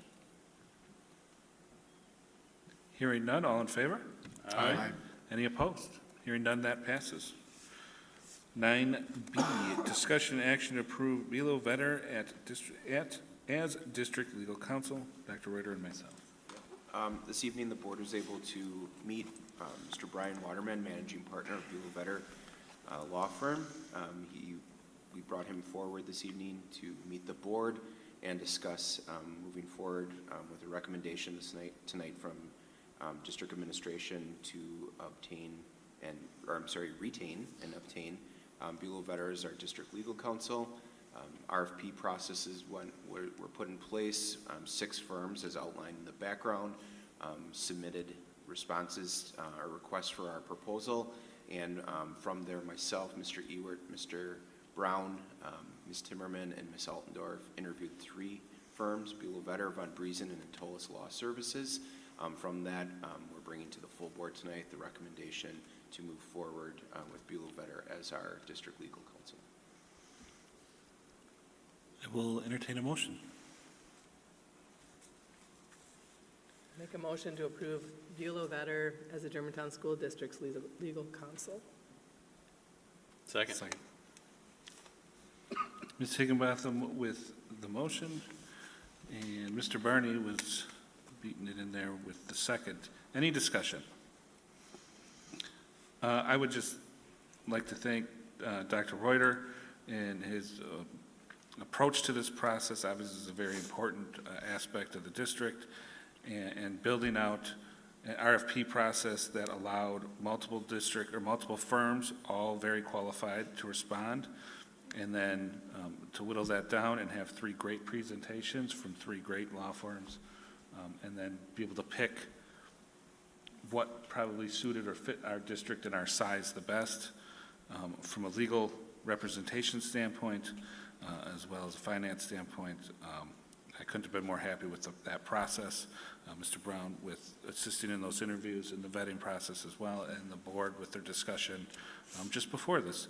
We're excited to have this law firm represent the district in a professional manner and continue navigating the waters that are ever cloudy as far as legal and public school is concerned. So if anyone else has a comment or question? Hearing none, all in favor? Aye. Any opposed?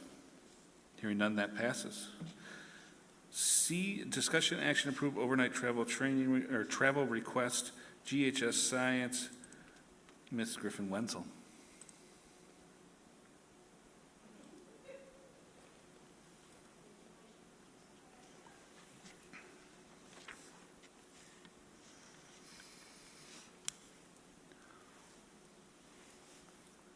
Hi, I was actually hoping you guys would read the presentation and just say yes, and we could all go home, right? No, it's been a long night. So the Galapagos Islands trip has been a dream of mine for quite a while, taking students into a different world where they can experience science in different ways. But I just never was at that right point in my life with my own family and commitments to do that. And after chaperoning and leading the Hamilton Marching Band to Italy right after Christmas, that kind of gave me the insight of how amazing that experience was for the high school students at Hamilton, and the fact that, yeah, I can take a group of students overseas and have a phenomenal time. What we're looking for is a trip for spring break of next year. The travel dates are flexible within a 1 or 2 day window, and that's all in the packet that I had given you. But really what we want to do, Mrs. Steckline and I, is really immerse students in real world applications of scientific principles and investigative research, critical thinking skills, and give them the experience that they've been hearing about in their science classrooms about adaptations and environmental conservation and stewardship. Every time we talk about evolution and adapting to change and what Darwin was able to experience in Galapagos Islands, and we show them pictures and small videos, the kids' eyes just get huge, just like the giant tortoises that are there. They'll be able to experience the ability to do field research with the tortoises, with the finches. They're gonna be learning about, like I said, environmental conservation, and the initiatives that humans have on biodiversity, what their impact is, and how important it is to protect our natural resources. One thing that's really cool about the trip is that students in grades 9 through 12, and we would be looking at taking students who would be currently enrolled in biology or will have had biology already. They'll be able to earn 3 undergraduate credits by completing a series of assignments and a final research project with their partner, Southern New Hampshire University, for just $360. So that is an amazing opportunity for these students to get 3 college credits for $360. I'm not quite sure how that compares to the university system today, but it sounds like a great deal. And of course, one thing that I would like for this group is for them to come back from this experience and present what they learned in front of the school board. To say, this is what we learned on this trip, this is what we valued, and that we appreciate the time and effort that you put into giving the students the opportunity to go on this journey. In the board packet, I did put in the various Wisconsin State Life Science standards that would be covered on the trip, so it does directly align to what the students are learning, not only in biology, but if they take environmental science, if they're taking anatomy and physiology, there's a comparative anatomy piece to that, AP Bio, and then the Project Lead the Way environmental sustainability course all ties into some of the things that we would be learning about on this trip. What questions do you have for me at this time? Hi. I'm just curious, what do you think the cost might be? I think it's a great trip. I'm glad you're doing it. I'm not so much for myself, but obviously the students and their families, what might the cost be, round trip and so on? Yeah, so in the packet, the trip would cost approximately about $4,700, and it would be broken up into 13 monthly payments of $358 a month. That includes the round-trip airfare, the hotels, breakfast and dinner, the tour director, and then all of the fees that would be associated with getting into different tourist destinations, because part of the trip does take students on an immersive cultural experience in Quito, Ecuador, before we head out to the Galapagos and when we come back. There are possibilities of fundraising as well. That is one thing that I have to talk to David Smith about and Sarah Yernerdle to see how we could set that up for families that might want to do some fundraising for it. So the only extra money outside of that would be for students to spend on souvenirs and any snack type items that they would like. Sure. You know, I think the presenting to the board is a great idea also. And as I always say, not as some sort of a punishment, just to show what they've learned. Well, and I think it's a great opportunity for them too to practice their public speaking skills in front of a group that can be kind of intimidating, but it's a life skill that they're going to need. Right, yeah, and as long as they don't speak directly before a finance committee, that's fine.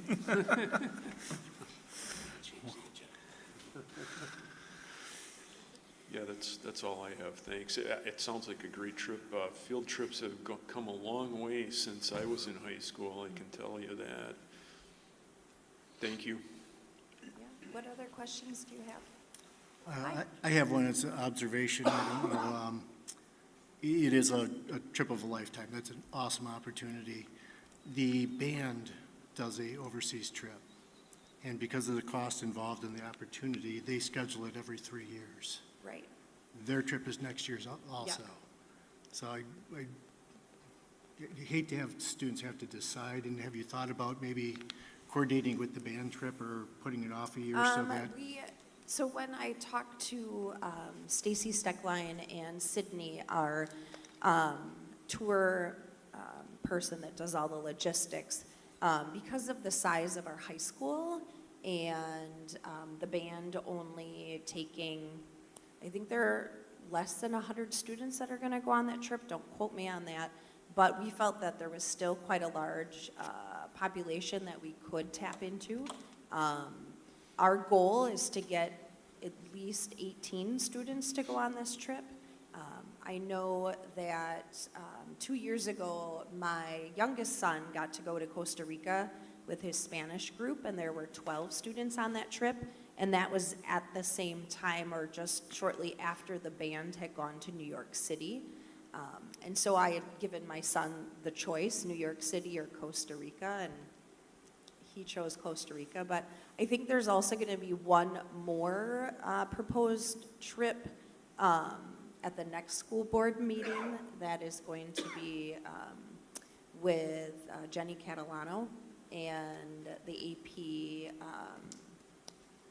geography students. So you might see another one coming up. And that was not by design. Like, I didn't know that Jenny was planning a trip at the same time until the lady walked from the second floor to the first floor and said, "Oh, I just met with Mrs. Catalano about a trip." And I was like, oh boy. So, yeah. Okay. Yeah, I just wondering if you give thought to it, would it hurt to put it out another year? It probably would not, but I think we've got such a phenomenal group of juniors this year that are very much into science that I've been working with on SMART teams, and I would really like to see that group have this opportunity, and this would be an opportunity that we could definitely look at doing every 2 to 3 years, as I only have maybe 6 years left here, and hopefully Stacy Steckline would be able to continue going every few years. Well, and I think that's where I was going with my question is, great opportunity. I think it's a Yeah. neat thing. I would hope that we'd be able to continue to do it. So, and probably get the timing from the first step, alternating years. Yeah. Yeah, and I don't think that, the band students have already committed, obviously, to Spain, but I think we do have another group of students who are not in band that would definitely take advantage of this opportunity. So, and I think if we get the information out there and kind of see how many people are interested in it, and if we do have a low turnout, maybe we do look at pushing it off another year. But I do think it is doable with the logistics that the tour company has broken it down into the various payments. And, if we do offer it next year and then offer it in another 3 years, that means the incoming freshmen would have that opportunity to go down the road as well. Any other questions for? Seeing none, I'll entertain a motion, and then we can enter discussion. I'd like to make the motion to approve the discussion by Germantown High School and educational tours with the parents and students at GHS regarding a science trip to the Galapagos Islands. I'll second. Mr. Loth with the motion, Mr. Brown with the second. Discussion for the board. So, I'm sorry, Michelle, once you have a solid number of students, then you'll come back for that approval of overnight travel, correct? Yes, I think this approval is just to give the educational tour company the opportunity to communicate with parents and have that initial meeting. Yep. And then we would see how many people would sign up for that. 6 students would allow 1 teacher to go on the trip. And then for every 6, we add another chaperone teacher, so. Perfect. I just wanted to make sure that everyone was clear that this is the initial stage and Yeah. more information to come once it's solidified. Yeah, for sure.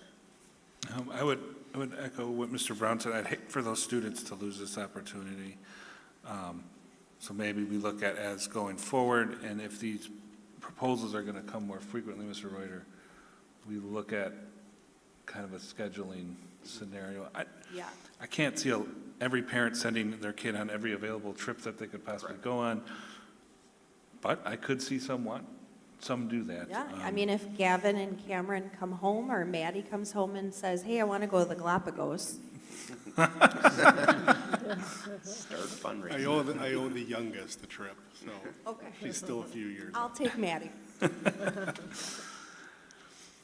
I do appreciate the attachment of the state standards that we're tying to this and the ability to bring in potential college credits being earned at what would be an unbelievably market rate at $330 for that.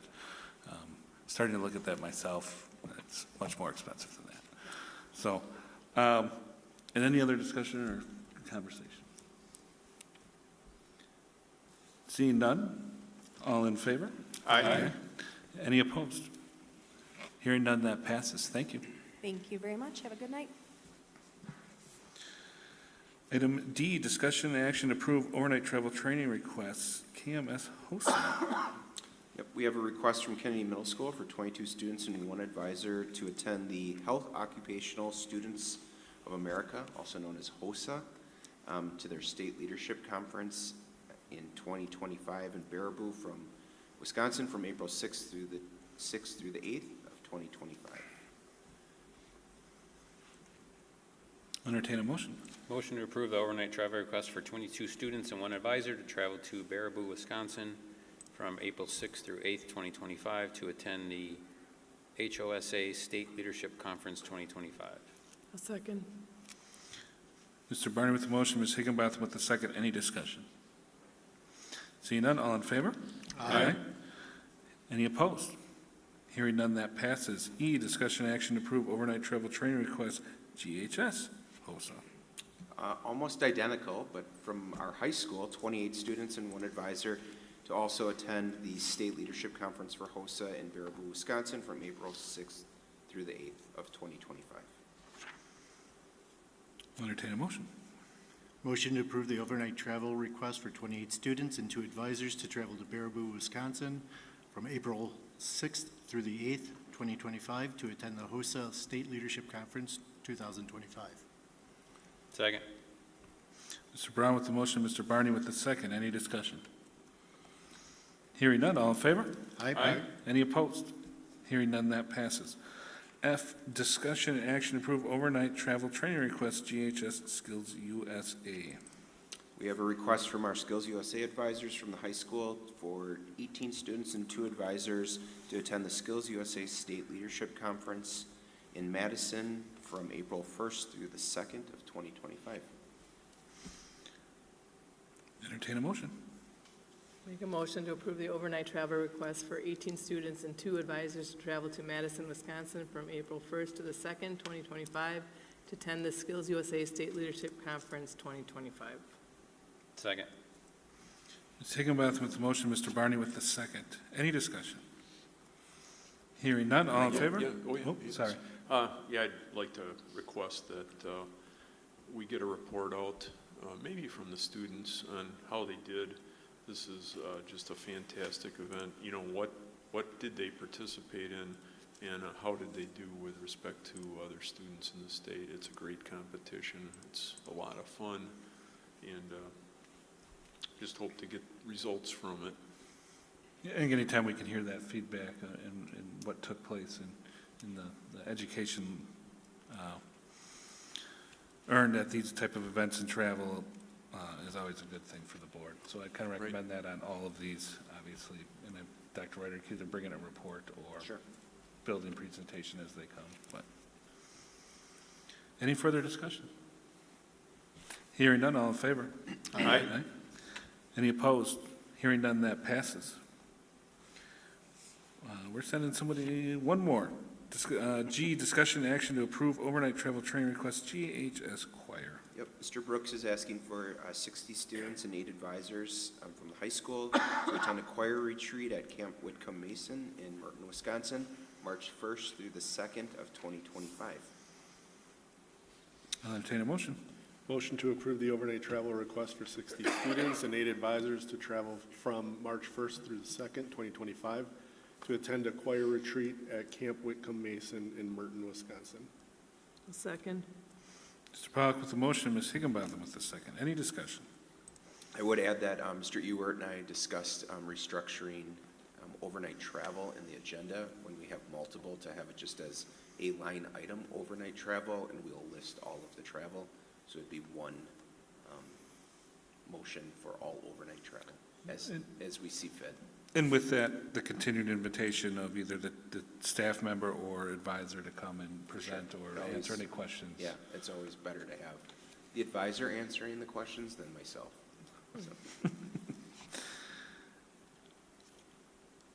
So. Any further discussion? Hearing none, all in favor? Aye. Any opposed? Hearing none, that passes. Never let it be said we don't have our students travel beyond these walls. Goodness. H, discussion and action to approve teacher retirements. Thank you. The following 10 teachers are requesting that the board accept their decision to retire at the end of the 24-25 school year. Dawn Boks-Kosenki, kindergarten teacher at MacArthur Elementary School, has worked in the Germantown School District for 35 years. Dawn has taught kindergarten and first grade at MacArthur for 31 years. In addition, she has also taught 4 years at Amy Bell Elementary School. Marilyn Sawinski, 8th grade mathematics teacher at Kennedy Middle School, has taught in Germantown for the past 23 years. Prior to teaching in Germantown, she also taught for 8 years in Park Forest, Illinois, and worked as an administrator for 2 years in Markham, Illinois. Jay Detloff, 7th grade social studies teacher at Kennedy Middle School, has worked in the Germantown School District and Kennedy Middle School for the last 27 years. Gina Fricano, kindergarten teacher at Rockfield Elementary School, has worked in the Germantown School District for the last 34 years, including 26 years at County Line Elementary School and the last 8 years at Rockfield Elementary School. Teresa Klum, 3rd grade teacher at County Line Elementary School, has worked in the Germantown School District for the past 26 years, with 25 at County Line Elementary and 1 year at Rockfield. She also taught for 7 years at Lumen Christi Catholic School in Mequon. Amy Kreuser, 6th grade special education teacher at Kennedy Middle School, has taught in special education at Kennedy for the last 17 years. Her teaching career also includes 15 years of teaching in Houston, Texas. Carolyn Soley, science teacher at Germantown High School, has taught in Germantown High School for the last 24 years. Her teaching career also includes 8 years of teaching at the Milwaukee Jewish Day School, 2 years in the Dietrich School District in Illinois, and 1 year at St. Anthony's High School in Effingham, Illinois.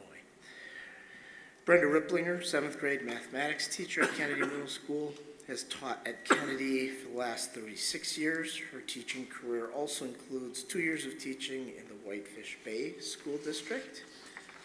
Finally, the last two, Heidi Tim, special education teacher at Germantown High School, has taught in the special education department at Germantown High School for the past 18 years.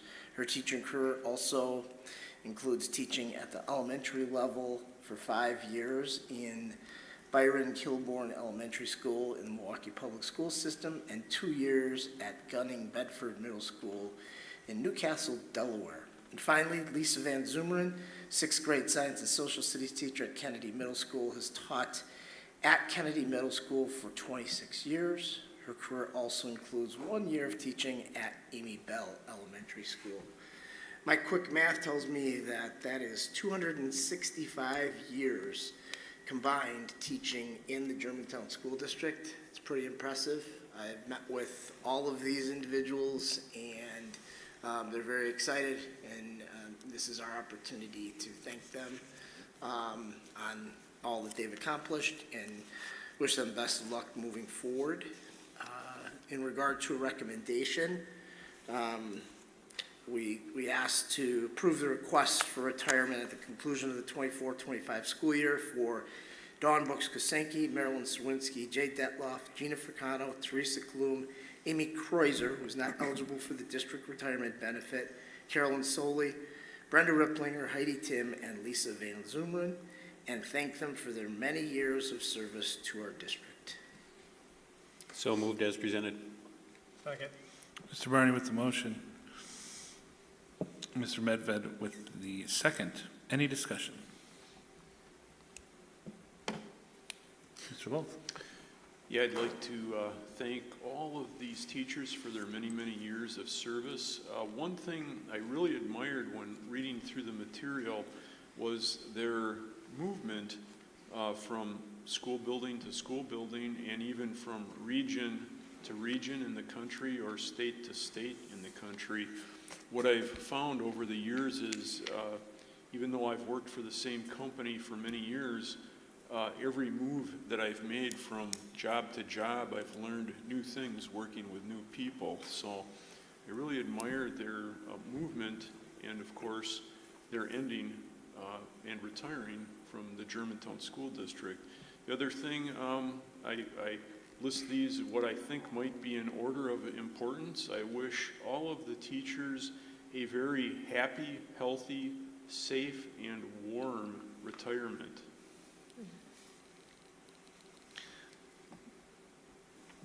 Any other comments? I would echo what Mr. Loth just said. Obviously, these are retirements, and that's what we hope for the best in, is retirement. And we work a long career to get there, and we appreciate that dedication to our district for those many years. And we wish you nothing but the best moving forward in your new role in life. Thank you. Hearing no other comments, all in favor? I'm sorry, no, we actually need a motion. We had a motion. We did. Sorry, all in favor? Aye. Any opposed? Hearing none, that passes. Congratulations on your retirement.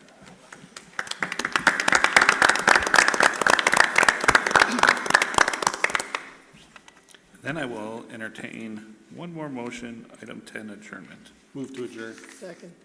Mr. Pollock with the motion, Mr. Higginbotham with the second. Any discussion? Hearing none, all in favor? Aye. Any opposed? That passes. Good evening.